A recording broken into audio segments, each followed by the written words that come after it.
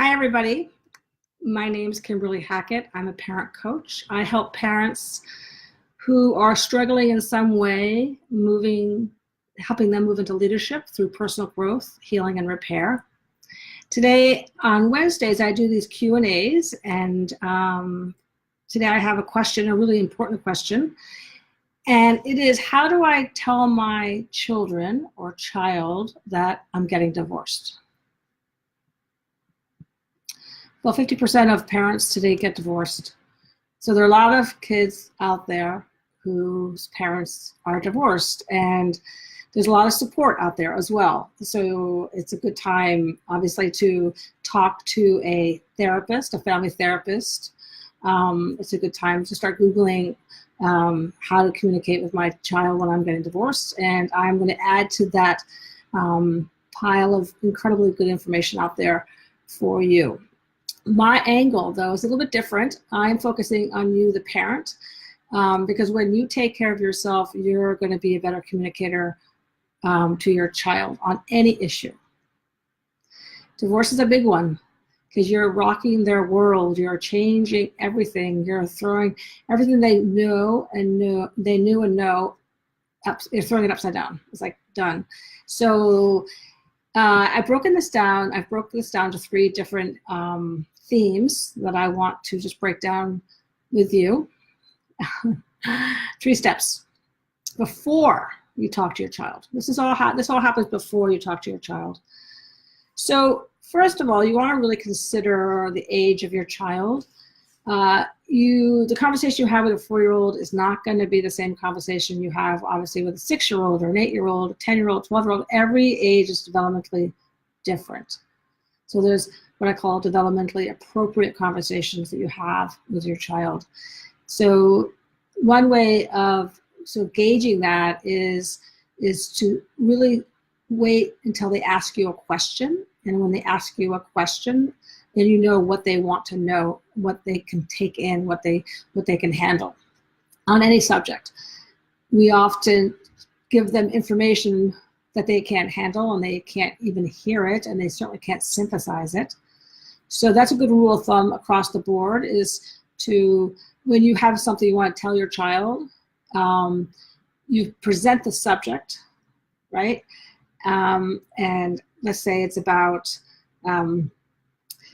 friendship, how kids get along at school, and say, what do you think about that? And say, well, and then they give you a one-liner, well, boys don't like girls, or blah, blah, blah, whatever. Then you sort of know where they are in terms of that subject, and you want to sort of stay in that area, right? This is a real problem for people who are experts in their own lives, or they're experts in their own fields, and that less is more. It's one of my bigger challenges when I'm working with parents is I live this work and I want to share so much, but less is more. It's the same thing with children. Less is more. So consider the age of your child. That's super important. The other thing that when you're talking to your child, no matter what the age is that you really want them to know 2 things, 2 most important things right up front.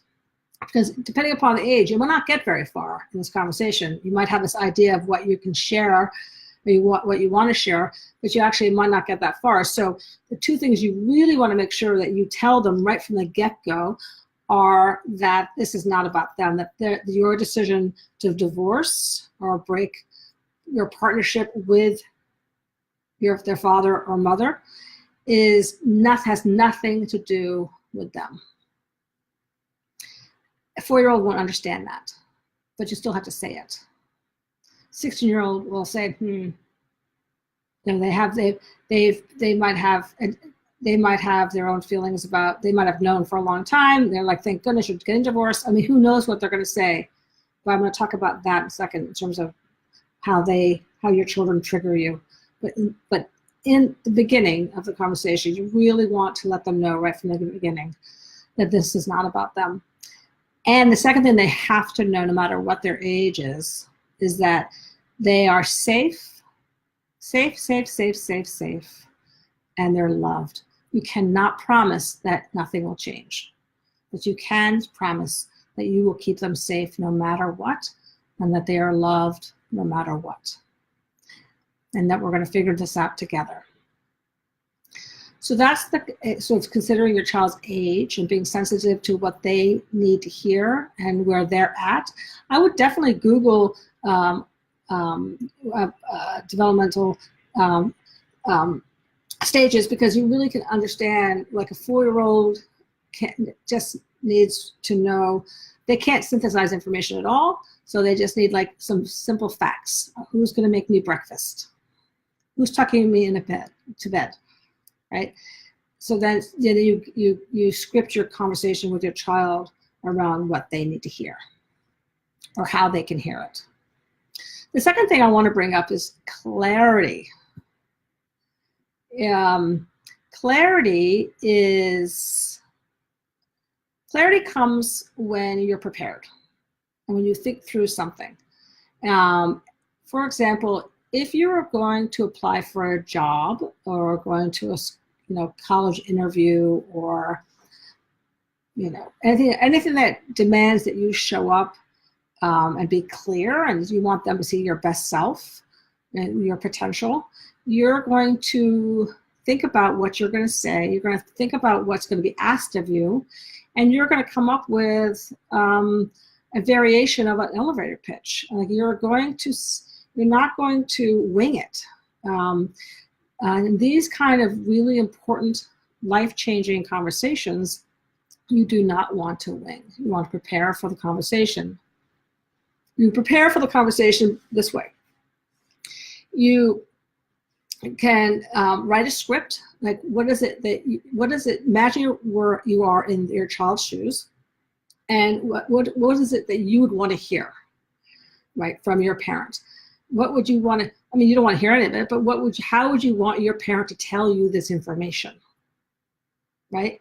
So you're using your inner child to help you create the script that's going to help you communicate to your child, right? You have a huge resource inside of you. Use it. So that is like, how do I want to hear this information? If I was 4 years old or 10 years old or 16 years old, how would I want my parents to tell me together, or would I want them to tell me separately? Right? I really spend some time thinking about that, really getting in touch with that inner child, and that inner child will help you, will guide you. And then write down what it is you think is right, the appropriate thing to say to your child. Write it down, and then practice it. Right? Here's your your elevator pitch. Here's your script. These are the words that you want to say, because you don't want to wing it. You don't want to say, okay, well, you don't want, because when you wing something and you're not prepared at this level of intensity, your reactive parts take over for you, and it becomes like this blur.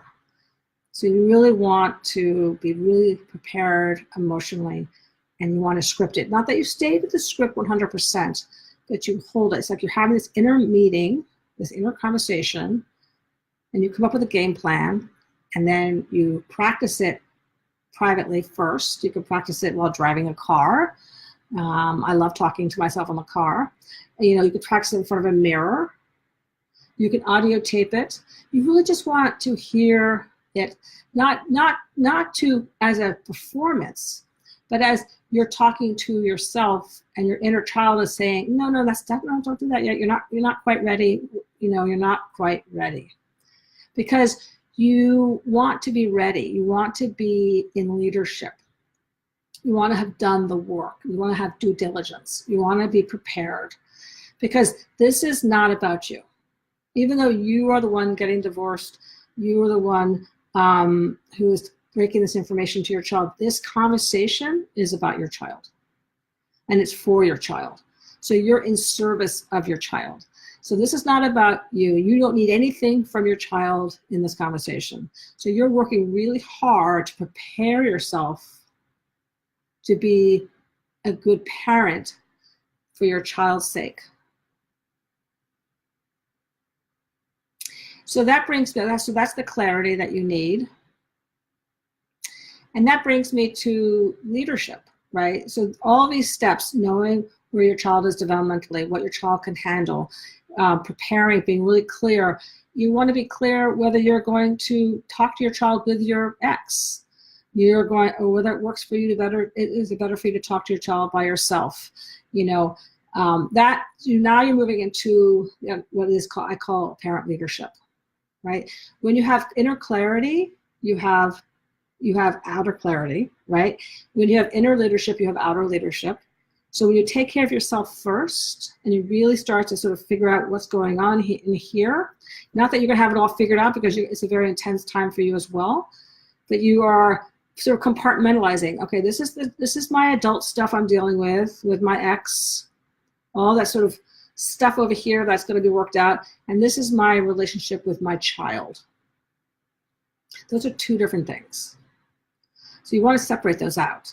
But you need time to do that. How much time? That's something you have to figure out. You don't want too much time, right? You don't want 6 months if your ex has moved out or you're living in a hostile environment. You need to move these things along. You need to bring truth to the situation, but you also don't want to be premature. You don't want to unload because you can't tolerate it. You gotta tell. You can't contain it, right? You gotta tell the truth. But a leader can hold it together. A parent leader can handle anything. It's the parts that get worked up, that they want to solve this problem right now because it's uncomfortable. So we've talked about the next thing is leadership.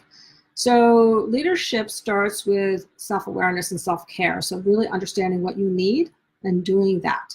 What do you need during this 2-month window that you're giving yourself before you tell your child? Or how much time do you need? I don't recommend 6 months. I definitely don't recommend a year. 2-3 months window of self-care to get clarity, right? What do you need to do for yourself?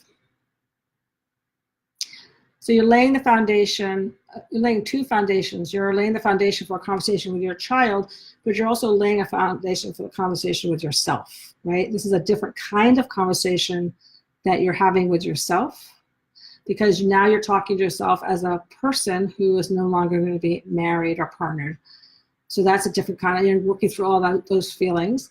That's over here. And then you're also starting to create this conversation you're going to have with your child. Right? You're now going to communicate to your child what's going on, the truth. And you're also moving into a different parent role. Now you're moving into being a single parent. So there's a lot going on, and getting support from a therapist, really good friends, for your family, from coach, whatever you need to bring clarity. When you go to that job interview, you're nervous. You're not sure how it's going to turn out, but you set the date and you go. It's the same thing.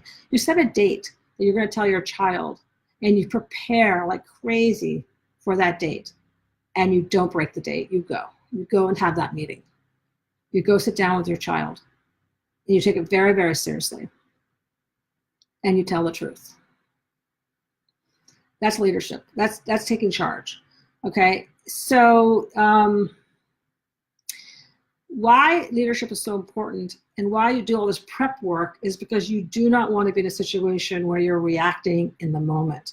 When you're telling your child something so important as this, you don't want to have any part of you that takes over, any reactive part of you that takes the conversation over. You really want all those feelings to be in the back, and the adult you, who can handle anything, is forward. Right? That's the parent leader. That part of you is forward. That part of you is doing the conversation. That part of you is creating the safe space, the safe container space for your child, right? So you got to prepare for that, because this is big. And it means you're going to do a lot more listening than you're going to do talking, right? And you're going to tune into what your child wants to hear from you. And when they react, they're going to react right away. Even though you're really calm and clear, you're delivering some bad news, and your child's going to react. They want to protect themselves. And they might react by attacking you. They might react by walking away. They might react by crying. This is going to cause you to react as well. But you can't let that reactivity now do the talking for you. It's okay that your child's upset. It totally is normal. You need to stay calm and grounded in leadership. That's why you do this preparation work. This is prep work, right? You don't tell your child a week after you find out you're getting divorced. You say, okay, I'm going to give myself 2 months to really lay the foundation for this major shift in our lives. I keep saying 2 months. That's kind of, maybe that's sort of the sweet spot. Okay. And finally, yeah, I think that's about it. So I think that sort of generally, that's basically what I want to say. So, hi. I see some people have joined me. It's really nice. Do you have any questions? You can write a question down and I will answer it. So that's basically what I just want to go over. So basically you want to have an age-appropriate conversation with your child. You want real clarity. You want to lay the foundation before you talk to your child. You want to take care of yourself first. What is it you need? What are the answers that you need to have answered?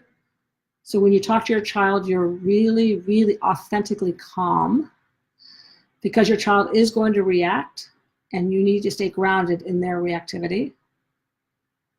And then finally, leadership is being systematic. Like you're just basically saying, I'm not going to jump the gun here. I'm going to take one step at a time, and even literally making a list. What do I need to feel safe? What do I need to do to get to the point where I can communicate this to my child? Bang, bang, bang, bang, write the list. Okay? Some of it might not be doable. That's okay. You have clarity. Again, you have your child, your personal relationship stuff over here, your adult stuff over here, and you have your parent-child relationship over here. It's different. They're different. You do not want to bring it, you don't bring your adult stuff to the meeting with your child. Okay. So that's it for today. Thank you for listening, and I look forward to having your questions. I'll see you next Wednesday at noon. Okay, bye-bye.